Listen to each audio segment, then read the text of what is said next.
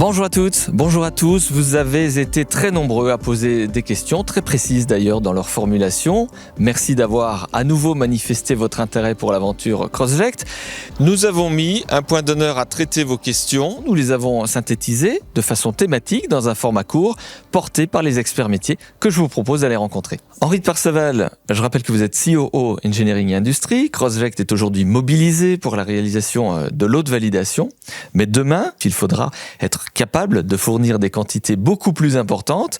Alors comment est-ce que vous gérez la montée en puissance industrielle et peut-être avant cela, quelle est votre stratégie ? En fait, notre stratégie est à la fois d'anticiper pour conserver toujours une souplesse d'avance et de faire en sorte que le développement capacitaire corresponde à des commandes. À Grès, nous sommes concentrés sur la montée en capacité du site actuel pour un minimum de 6 millions d'unités par an. Le plan d'investissement industriel de 7,5 millions d'euros annoncé en 2021 se déroule conformément au calendrier affiché. Ainsi, le permis de construire pour l'extension du site actuel a été accordé et les périodes de recours sont apurées. Mais la capacité de production ne dépend pas que des machines. Il faut des opérateurs formés pour les mettre en œuvre. Le programme de production des lots de validation 2022 va nous permettre d'affiner l'efficacité industrielle de l'équipement. L'intégration d'opérateurs supplémentaires se fait en quelques semaines et serait réalisée au fur et à mesure des besoins commerciaux. Et alors d'un point de vue opérationnel ? D'un point de vue opérationnel, nous agissons de façon à réduire nos goulets d'étranglement et à améliorer notre efficience sur les process existants. En effet, toutes les étapes de la chaîne de production ne sont pas au même niveau de capacité et de productivité. Il s'agit par exemple pour le parc d'optimiser les taux de prélèvement dédiés au contrôle afin de maximiser la quantité de produits finis. Aussi, même si le premier isolateur en place chez Cenexi est suffisamment dimensionné pour les lancements commerciaux, nous avons lancé les études pour ajouter un deuxième isolateur qui ajoutera une capacité de 2,4 millions d'unités par an. Henri de Perceval, merci beaucoup. Merci à vous. Patrick Alexandre, vous êtes président du directoire de Crossject. Bonjour. Bonjour. À partir du moment où serait acquise une première autorisation de mise sur le marché aux États-Unis et en Europe, quelle pourrait être la valorisation de Crossject ? S'il est bien entendu impossible de répondre précisément à cette question, je peux toutefois vous donner quelques indications. Prenons d'abord l'exemple de Kaleo. Cet exemple est parlant dans la mesure où ils ont développé un injecteur avec aiguille, nouvelle génération, intelligent. Malgré une présence sur moins d'indications que Zeneo, Kaleo a récemment été cédé pour plus de 300 millions de dollars avec un supplément de 70 millions, effectifs ou non, en fonction des bénéfices sur 2022-2023. Une autre référence intéressante, c'est Antares Pharma, qui vient d'être acquis par Holosim, un fonds pour 960 millions de dollars.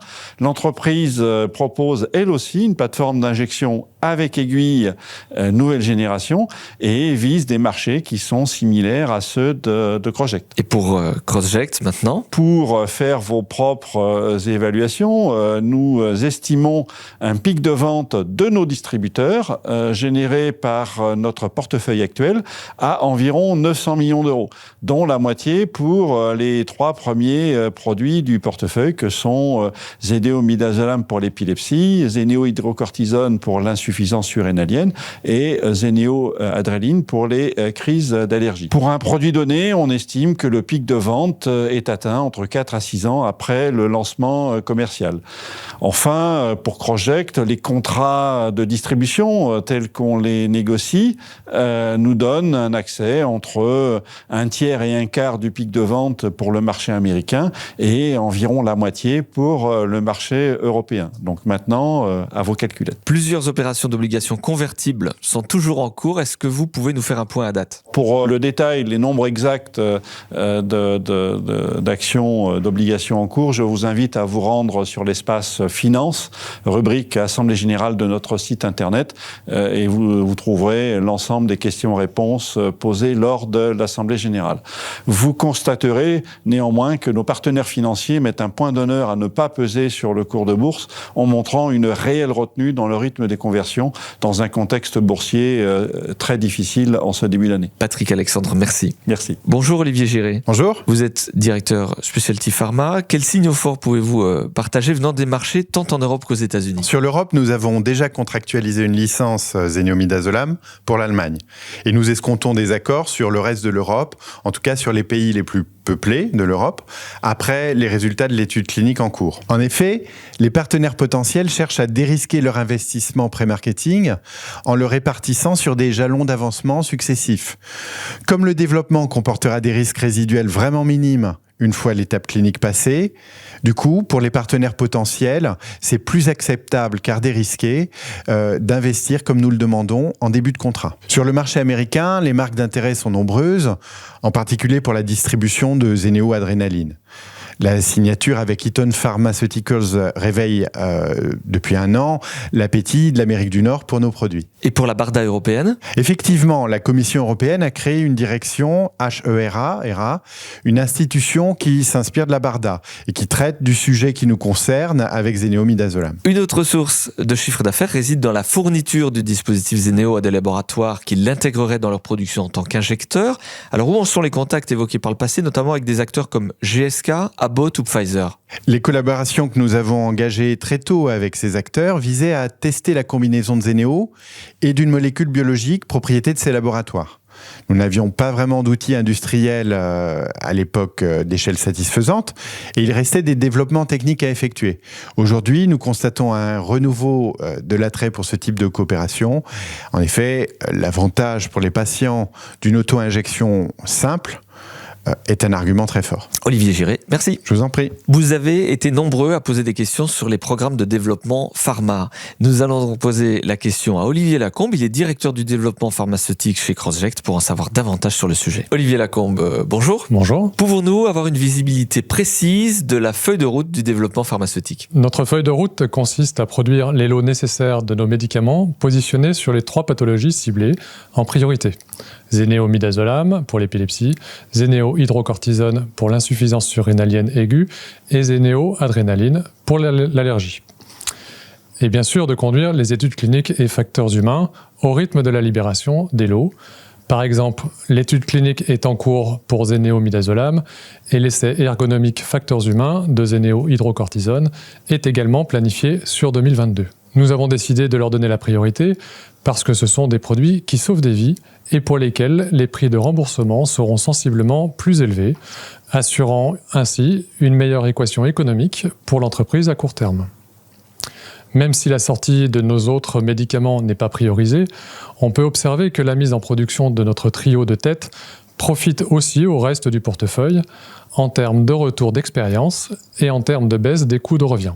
Ce sera par exemple le cas pour le zénéo-méthotrexate, dont la bioéquivalence a été validée en 2015 et qui pourra être un produit intéressant lorsque nos coûts de production auront baissé. Zénéo-midazolam bénéficie du développement le plus avancé avec notamment le lancement de l'étude clinique de bioéquivalence. Quelles sont les prochaines étapes ? Nous sommes en cours de fabrication des lots d'enregistrement zénéo-midazolam. Certaines étapes amont sont terminées, d'autres commenceront ultérieurement, comme le remplissage et la mise en stabilité. L'étude de la stabilité à long terme de ces lots permettra d'obtenir la durée de vie du médicament qui sera inscrite sur son étiquette. Nous avons déjà de très bons résultats sur les lots produits jusqu'à maintenant. Quant à l'étude de bioéquivalence de zénéo-midazolam, les premières injections ont été administrées en mai aux volontaires sains et nous attendons les résultats à l'automne. Nous testons dans cette étude différentes modalités d'injection, sur la cuisse à travers un jean, sur la cuisse nue, et sur le muscle ventroglutéal. Est-ce qu'il y a des avancées sur le programme REST porté par la FDA et qui pourraient ouvrir la porte du marché civil américain à zénéo-midazolam ? Sujet intéressant. Pour mémoire, il s'agit d'une recherche américaine indépendante dans laquelle Zénéo était cité. Des contacts ont été pris depuis, mais il n'y a pas eu d'avancée concrète à ce stade. Olivier Lacombe, merci. Merci. On va évoquer maintenant les questions autour des procédures accélérées. J'ai rejoint Isabelle Lipschutz, directeur qualité et réglementaire et pharmacien responsable. Isabelle Lipschutz, bonjour. Bonjour. Quelles sont les chances pour zénéo-midazolam de bénéficier d'une procédure accélérée ? Elles sont réelles. La possibilité d'un lancement anticipé via une procédure d'Emergency Use Authorization est une clause explicite dans l'appel d'offres BARDA. Les données de l'étude clinique de bioéquivalence en cours ainsi que les résultats des études de stabilité sur les lots de validation suffiront à alimenter un dossier solide susceptible d'être éligible à une procédure d'enregistrement accélérée. Bénéficier d'une telle procédure constituerait évidemment un énorme avantage.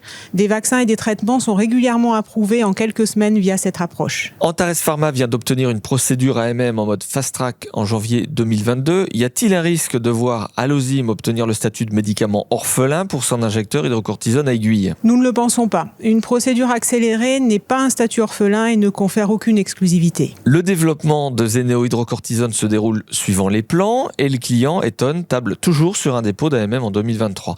Pourquoi Eton Pharmaceuticals n'a pas négocié cette procédure fast track au cours du second semestre 2021? Si Eton Pharmaceuticals n'a pas négocié cette procédure fast-track pour Zeneo hydrocortisone, c'est parce qu'il existe d'autres voies pour accélérer. Par exemple, la Priority Review qui s'obtient au moment de l'acceptation du dossier en vue de son évaluation par la FDA. Isabelle Lipschutz, merci. Merci à vous. Marc Frénois, vous êtes responsable assurance qualité chez CrossGect. Bonjour. Bonjour. Quelles sont les exigences américaines en matière de certification qualité pour autoriser la distribution de Zeneo sur son territoire? La distribution d'un produit combiné aux États-Unis est soumise à une autorisation de mise sur le marché d'une part et à la certification GMP du fabricant du produit d'autre part. Cenexi dispose de cette certification. Lors de l'évaluation du dossier d'AMM, la FDA est attentive au respect de nombreux référentiels. Par exemple, le respect du référentiel 21 CFR Part 820 pour la conception des dispositifs médicaux que CrossGect applique déjà pour Zeneo. Mais ce référentiel ne fait pas l'objet d'une certification à proprement parler. CrossGect a par ailleurs engagé de manière volontaire une démarche de certification de son système qualité ISO 13485, reconnu aussi bien en Europe qu'aux États-Unis. Nous espérons l'approbation de l'organisme notifié dans les semaines qui viennent. Marc Frénois, merci. Merci. Vous avez été nombreux à poser des questions autour de la thématique de la concurrence. On va donc poser la question à Baya Fodil, elle est Early Access Director, et on va s'intéresser à cette thématique. Baya Fodil, bonjour. Bonjour. Quelle forme de concurrence doit affronter Zeneo? Nous sommes en veille constante sur nos marchés parce qu'effectivement, le marché a beaucoup évolué.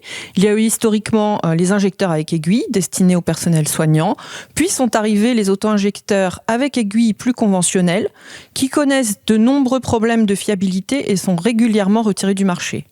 Certains d'entre eux revendiquent une fiabilité à 99,999, mais on sait que cette fiabilité est limitée à l'injection. Plus récemment, les inhalateurs par voie nasale et buccale sont arrivés sur le marché. Certains sont en cours d'enregistrement, d'autres se sont vus refuser leurs AMM par preuve d'efficacité. Et pour Zeneo? Eh bien pour Zeneo fait partie de la nouvelle génération d'injecteurs sans aiguille. Il a démontré sa fiabilité à 99,999% en phase de production complète de l'eau. Il nous reste à le valider pour les dossiers d'AMM. Il permet aussi de délivrer la juste dose en situation d'urgence simplement et rapidement. D'ailleurs, nos études de facteurs humains ont démontré sa facilité et sa simplicité d'utilisation pour les patients. Pour finir, nous sommes aujourd'hui le seul auto-injecteur sans aiguille à proposer une injection en intramusculaire à travers le vêtement en moins d'un dixième de seconde. Baya Fodil, merci. Merci beaucoup. En espérant avoir donné un maximum d'éléments de réponse à vos questions, merci à toutes, merci à tous d'avoir suivi ce rendez-vous et à très bientôt avec CrossGect.